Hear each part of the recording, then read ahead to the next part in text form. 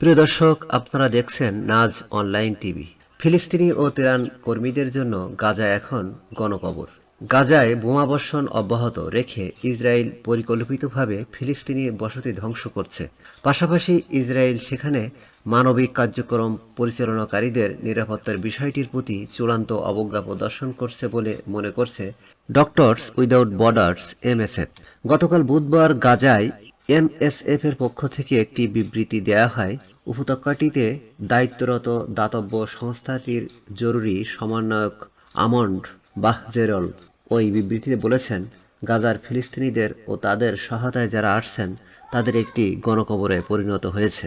গত মাসে ইসরায়েলি সেনারা গাজায় একটি অ্যাম্বুলেন্স লক্ষ্য করে গুলি ছুড়লে 15 চিকিৎসা ও উদ্ধারকর্মী নিহত হন। আন্তর্জাতিক অঙ্গনে এ ঘটনা তীব্র সমালোচনার জন্ম দিয়েছে। বাহাজেরল বলেছেন, আমরা গাজায় ধ্বংসযজ্ঞ ও সেখানকার সব বাসিন্দাকে জোর করে বাস্তুচ্যুত হতে দেখতে পাচ্ছি।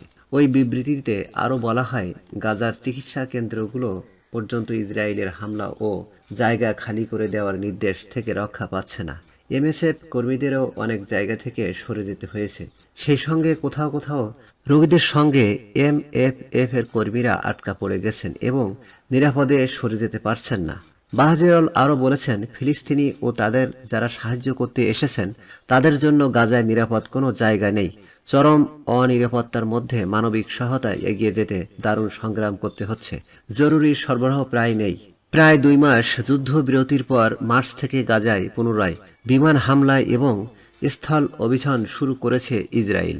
এরপর থেকে গাজায় কয়েক হাজার মানুষ নিহত হয়েছেন, বাস্তুচ্যুত হয়েছেন আরও বহু মানুষ। এদিকে গত 2রা মার্চ থেকে ইসরায়েল গাজায় মানবিক ত্রাণ সহায়তা প্রবেশ করতে দিচ্ছে না।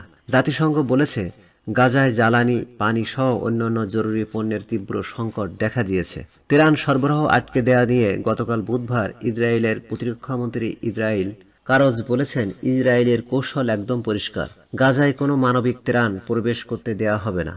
হামাসের উপর চাপ সৃষ্টি করতে এটা প্রধান অস্ত্রগুলোর একটি। বর্তমান বাস্তবতায় গাজায় কোনো মানবিক ত্রাণ প্রবেশ করতে দেওয়া হবে না বলেও স্পষ্ট করে বলেছেন এই মন্ত্রী।